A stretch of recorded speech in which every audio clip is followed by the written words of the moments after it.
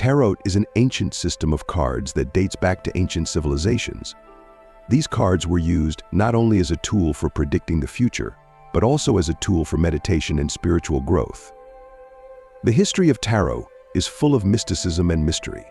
Some historians attribute the origin of tarot to ancient Egypt and their sacred texts, while others claim that tarot originated in the Middle Ages in Europe. The word tarot itself comes from the Italian tarocchi, which was the name of the oldest versions of such decks. The etymology of the word is not entirely clear, but it is clear that it is Italian.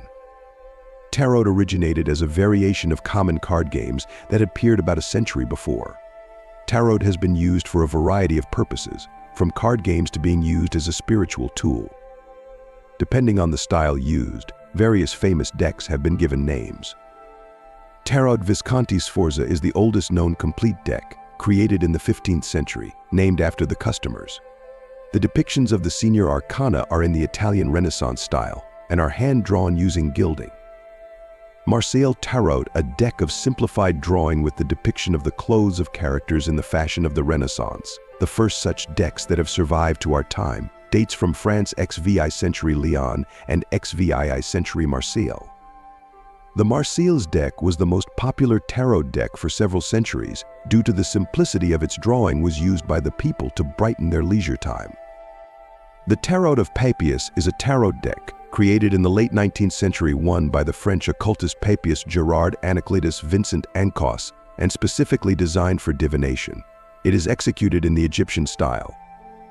Tarot Rider Waite drawn in the early XX century, the most popular iconography, which left many clones and descendants, named after the names of the first publisher William Rider and the author of the design Arthur Waite.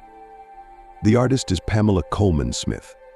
The deck was the first fully drawn deck. All number cards had meaningful drawings and was created specifically for divination. Its divination meanings were described by Waite in his book The Illustrated Key to the Tarot.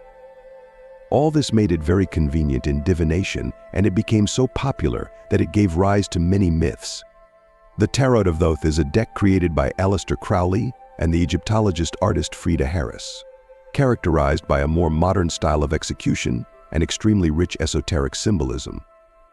The cards of a typical tarot deck are divided into two large groups. Senior Arcana, usually 22 cards. Each of these cards has its own original drawing and unique name. And Junior Arcana 4 suits, usually 56 cards, 14 cards of each suit. They consist of 4 series wands, swords, cups and pentacles or coins. There are many different tarot decks, each with their own unique images and symbols. They all reflect the basic archetypes that can be found in our minds. These archetypes are universal images and ideas that exist in our unconscious. They include everything from the tower, symbolizing destruction, to the star, symbolizing hope and healing. Each tarot deck has its own atmosphere and energy, and choosing the right deck can be an important part of your tarot journey. Each card in a tarot deck has its own unique meaning, which can change depending on the context in question. For example, the Wheel of Fortune can symbolize an unexpected turn of events, while death usually indicates an end and a new beginning. However, the meaning of each card can change depending on where it is placed in the layout and the cards surrounding it. This makes the tarot an extraordinarily flexible and multi-layered tool for self-discovery and reflection. If you enjoyed this video, subscribe to our channel for more immersion into the world of tarot. There are many more interesting and fascinating things ahead of you.